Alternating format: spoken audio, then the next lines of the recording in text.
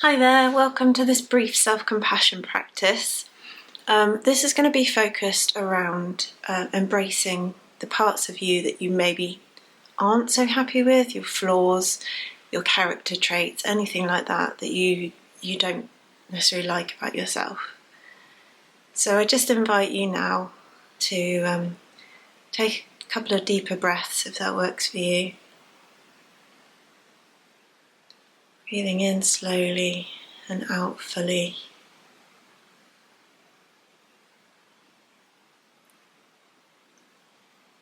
And when you're ready, I just invite you to call to mind something about yourself that you don't like. And like I said, this could be a character trait, this could be a flaw, it could be anything.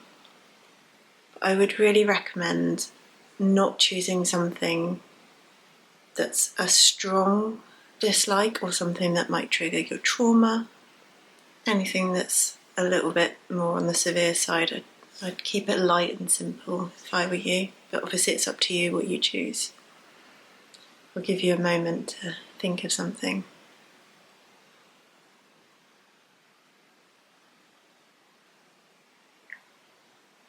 The self-compassion researcher Kristin Neff identifies 3 elements of self-compassion.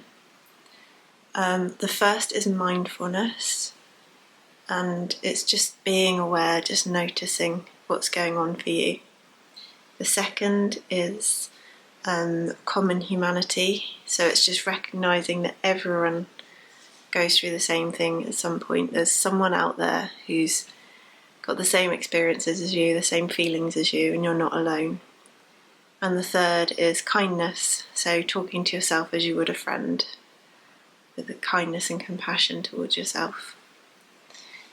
And I'm going to show you how you can apply these 3 elements to your the things that you don't like about yourself. So when you're ready, I just invite you to just notice what's going on for you in your body. Maybe you can notice the parts of your body that are connecting to the floor or the chair or the bed, whatever you're sitting or lying on or standing on. Maybe that doesn't work for you. You might prefer to focus on your breath in your nostrils or in your chest or abdomen. Or you might prefer to focus on something more external, like the sounds that you can hear around you. It doesn't matter what you choose, but I just invite you to pick one of those and just notice how it feels. If at any point you start to feel overwhelmed with emotions or memories or body sensations, then you're welcome to just take a pause, come out of this, and come back to it when you feel more grounded and less overwhelmed.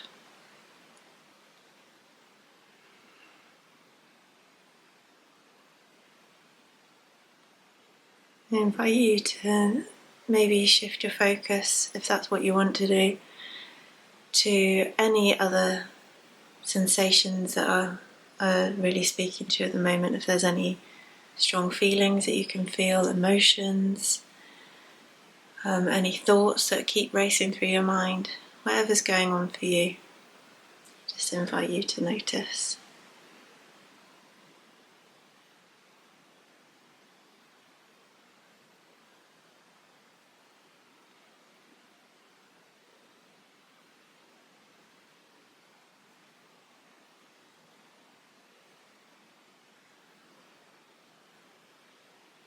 And particularly when you think of this thing that you don't like about yourself, is there any change to how you feel when you think of that?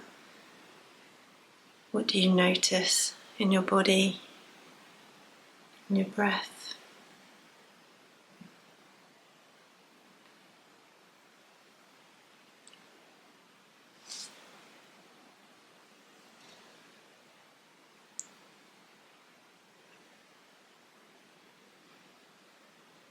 And when you're ready, you're welcome to move to the second stage, which is common humanity.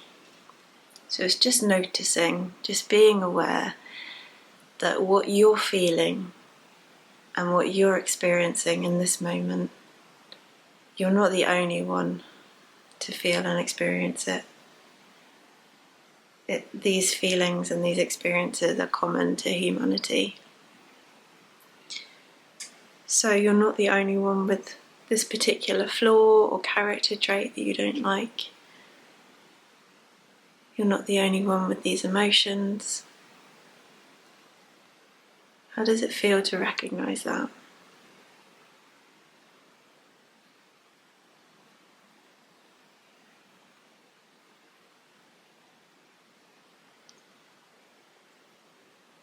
And lastly, when you're ready, you're welcome to move on to the last part of Kristin Neff's elements of self-compassion, which is kindness, and specifically being kind to yourself.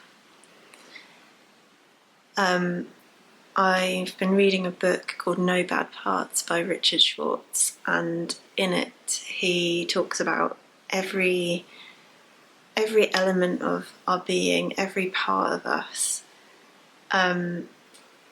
is there protecting us. And so often we have these character traits, things that we don't like about ourselves, perhaps actions that we're taking, habits, behaviours that we don't like, but all of them are in some way self-protective, even if they don't serve us anymore. They're there for a reason. And I find just acknowledging that to be really helpful to me personally in showing myself kindness, being able to thank that part of me for protecting me over the years and keeping me safe. And you may not want to do this, you may find that that's a step too far, and that's fine. But is there a way that you can speak to yourself with kindness about this? Maybe thanking yourself, like I said, or just showing yourself a little bit of empathy.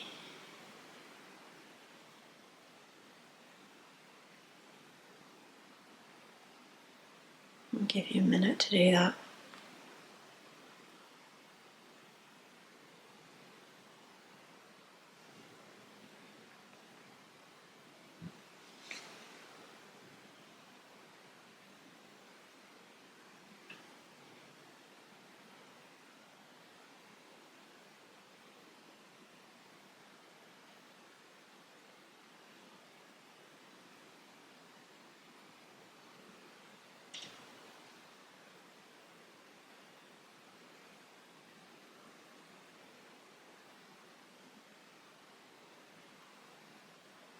And when you're ready, we'll bring this practice to a close.